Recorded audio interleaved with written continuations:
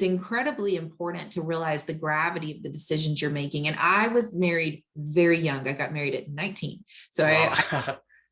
yeah. So I know that there's a lot of thinking or thought process that does not necessarily come before the marriage, even though it should have. But up, if you're hearing this now and you're not married yet, it is so important to be honest with the person you're dating for several reasons.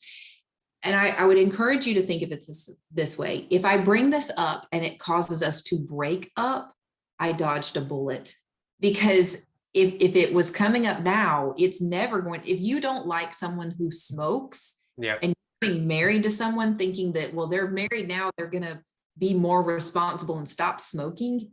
That was the biggest lie you've ever told yourself. And that was a very unreasonable expectation. That was an unreasonable expectation on your part to just assume that that person was going to change a lifelong habit because being married somehow changed something for them about that habit. Yeah. So being realistic about this, the person in front of you is the person you are committing to. And if there are very large problems, for me, smoking sets off my asthma. So that would be a non-negotiable. I wouldn't even choose to date someone who smoked, but let's say that I did. That would be non-negotiable conversation to have ahead of time. So understanding who you are, what you like, what you don't like, and being able to speak up about it is important. But I think a lot of times when you're bringing up these issues, it feels like it has to be a fight, or like it's definitely going to be a fight.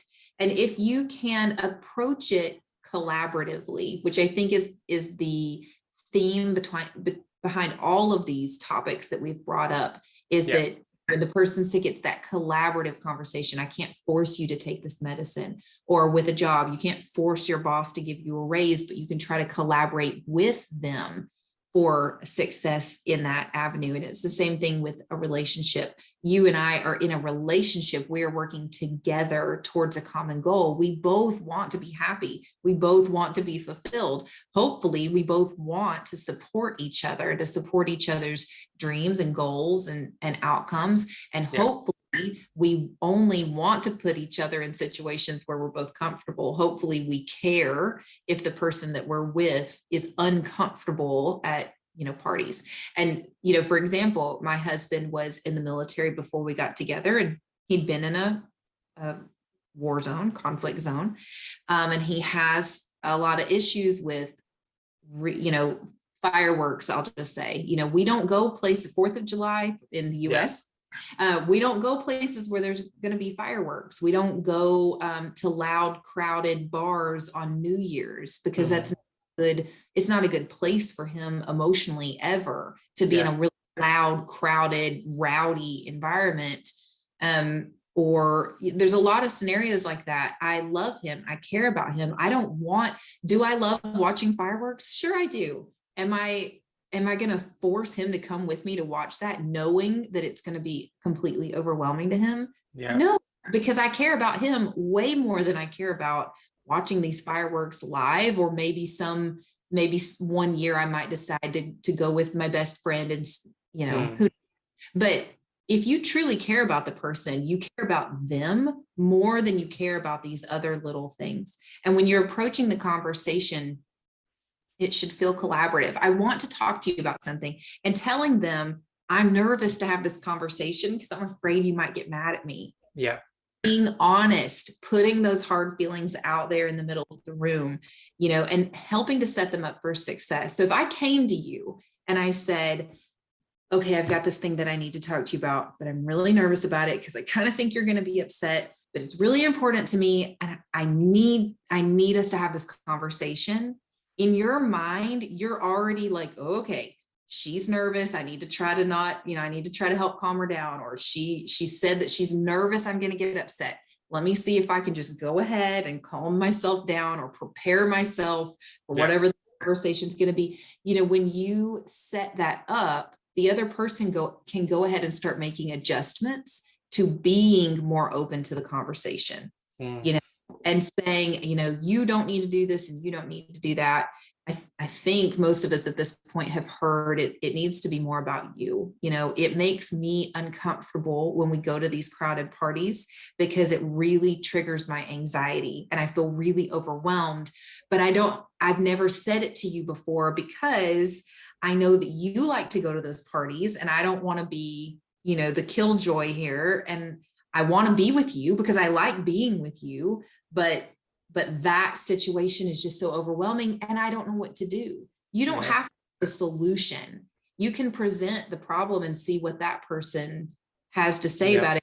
Again, you don't know what they're thinking and you don't know how you're going to react. They're going to react until you bring it up. So you could tell them, you know, I know that we go to these parties like every single week, but honestly, it just really overwhelms me when we do that because it makes me really, really anxious to be around those crowds. That person could be like, I'm so glad you said that. I was totally over it. And I didn't even want to do it anymore either.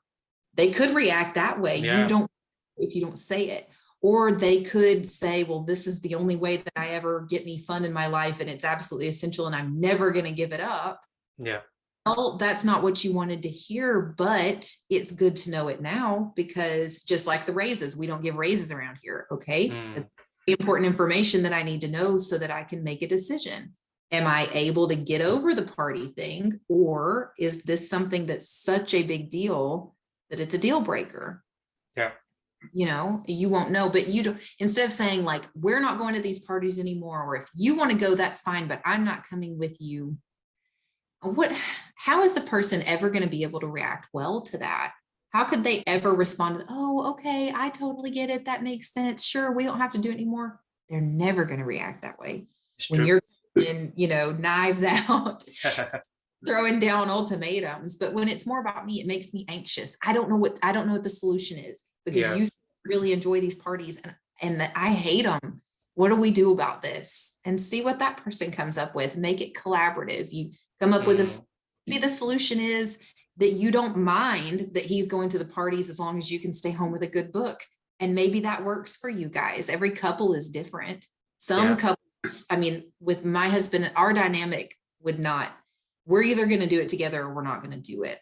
But I have plenty of friends that they and their spouse they just have separate hobbies and separate friends. They do things separately a lot and that works for them. You won't know if you don't have the conversation, but you have to have the conversation in a way where you're trying to come up with a solution together, not you trying to control them. Because again, you can't control them. You can't make him not go to the party.